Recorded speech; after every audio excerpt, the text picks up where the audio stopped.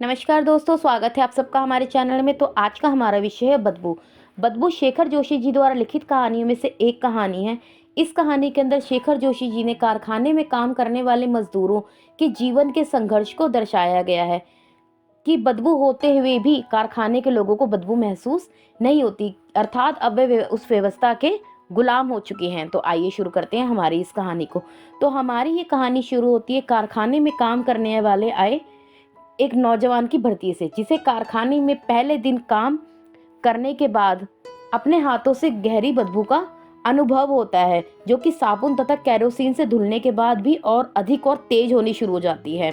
मतलब उस युवक को वो बदबू बर्दाश्त नहीं होती, वो बार बार अपने हाथों को धोता, परंतु उसके बाद भी बदबू और ज्यादा तेज होनी शुरू हो जाती है, जिसे देखकर वहां काम करने वाला एक मजदूर, जिसका नाम घासी होता है, वो एक गांव के मेहतर की लड़की का किस्सा रस लेकर सुनाता है उस नवयुवक को, जो कि गंदा उठाने का कार्य करती थी और कुछ दिन बाद उसी बदबू की आदी हो चुकी होती थी। शुरू शुरू में जब उस लड़की को बदबू महसूस होती थी तो उससे वो काम नहीं होता था, परंतु धीरे धीरे वो उस बदबू की आदी हो चुकी होती थी। इस कहानी के माध्यम से जो हमारे लेखक हैं, उन्होंने ये दर्शाया है कि बदबू महसूस ना करने वाला एक अलग वर्ग चरित्र है, जिसे परिस्थितियों ने समझौता परस्त बनाकर उसी के अनुसार ढलने पर मजबूर कर दी है। मतलब उन लोगों को इस काम करने के लिए इतना मजबूर हो चुके हैं वो, कि अपने घर को चलाने के लिए वो इस काम करने की जो बदबू होती है, मतलब अब ये लगा ले गंदा उठाने की या मैला उठाने के समय जो बदबू आ रही होती है, वो इस बदबू के अब आदी हो चुके थे। क्योंकि उनको पता है अगर वो ये काम नहीं करेंगे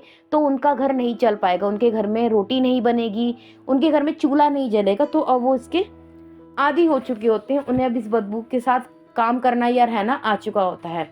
कारखाने में काम करने के तौर तरीके जैसे प्रतिदिन काम समाप्त होने के बाद सभी को सर्च और दौला तलाशी करवाने के बाद ही बाहर निकलने की अनुमति होती है। बाहर निकलने के लिए आड़ी टेढ़ी लकड़ियां जो होती हैं उन्हें लांग कर जाने का क्रियाकलाप जो होता है वो इस नवयुवक को पसंद नहीं आता। वो बड़ा ना तंग हो जाता है, वो बड़ा खिंचना शुरू हो जाता है, जिसे देखकर एक बुजुर्ग मजदूर जो होता है वो कहता है इस आफत को दूसरों के लिए भगवान का आशीर्वाद बताता है, क्योंकि इसी कारखाने में काम करने ते हुए ऐसी आफत को रोज रोज झेलने से ही उन लोगों के घरों में 2 वक्त का चूल्हा जलता है और वे अपने परिवार का भरण पोषण कर पाते हैं। तो वो मजदूर यही कहता है कि जिसको तुम आज आफत कह रहे हो, इसी आफत को हम रोज झेलते हैं, क्योंकि इसी आफत को झेलने से या इसी कारखाने में काम करने से या इसी बदबू में रहने से ही हमारे घर के अंदर 2 वक्त का चूल्हा जल पाता है, हम अपने बच्चों को रोटी खिला पाते हैं। वर्षों तक कारखाने में काम करने वाले मजदूर यूं ही दिन प्रतिदिन भटकते हुए निरस अपनी जिंदगी को जी रहे हैं। मतलब वो अपने जीवन में कोई लक्ष्य निर्धारित नहीं है, उनको बस ये है कि सुबह हमने कारखाने में जाना है, अपना काम करना है, जो हमें वेतन मिलेगा उससे अपने घर के अंदर चूल्हा जलाना है। बस हमारे जीवन में और कुछ नहीं, हम केवल अपने जीवन को ऐसे ही निरसता के साथ ही जी रहे हैं। किसी भी प्रकार की नवीनता उनके मन में, उनके जीवन में उत्पन्न नहीं हो पा रही है।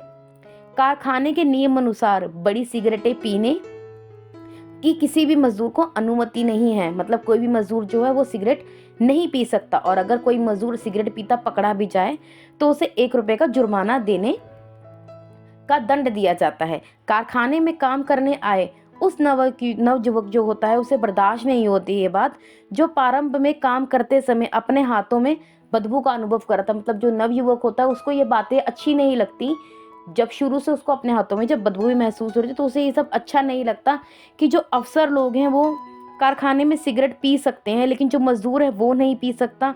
तो वो मजदूर जो होता है, जो हमारा नवयुवक है, आप मजदूर कह सकते हैं, नवयुवक कह सकते हैं, तो वो उस अफसर को, जो अफसर सिगरेट पी रहे होते हैं, उनको ये बात कहता है कि सभी के लिए नियम समान होने चाहिए, कि अगर सिगरेट मजदूर नहीं पी सकते तो कोई अफसर भी नहीं पी सकता। तो इस बात से जो अफसर होता है ना वो बड़ा क्रोधित हो जाता है, मतलब उसको बड़ा ज़्यादा गुस्सा आना शुरू हो जाता है, जिससे वो उस नवयुवक से बड़ा ज़्यादा खिंचना शुरू हो जाता है।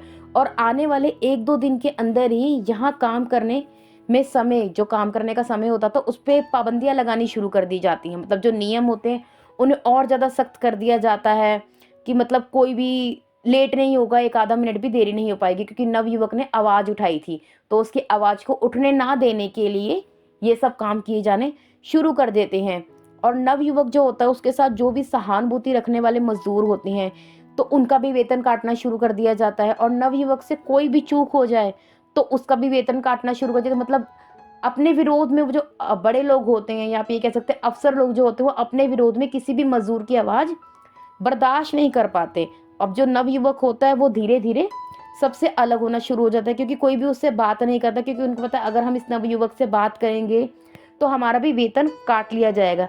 जिसके कारणवश वो नवयुवक जो होता है वो सिजोफ्रेनिया नामक बीमारी से ग्रस्त हो जाता है। ये एक तरीके की बीमारी है जिसमें बंदा अकेला रहने के कारण ये बीमारी उसको हो जाती है, और मतलब वो अपना काम कितनी भी सतर्कता से क्यों ना करे, मतलब कितने भी अच्छे तरीके से क्यों ना करे, परंतु उसमें फिर भी कोई ना कोई गलती निकल ही जाती है।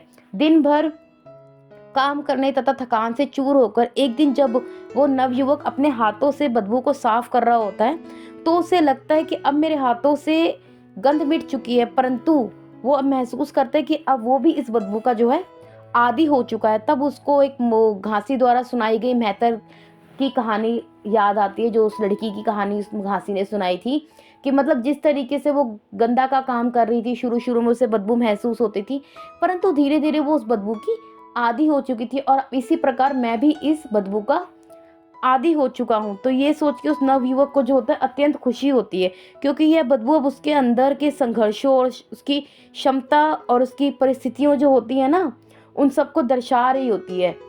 तो आज का ये टॉपिक हमारा यहीं ख़त्म होता है। तो कल मिलते हैं एक नए टॉपिक के साथ। If you like our videos please like share and subscribe our channel for more videos.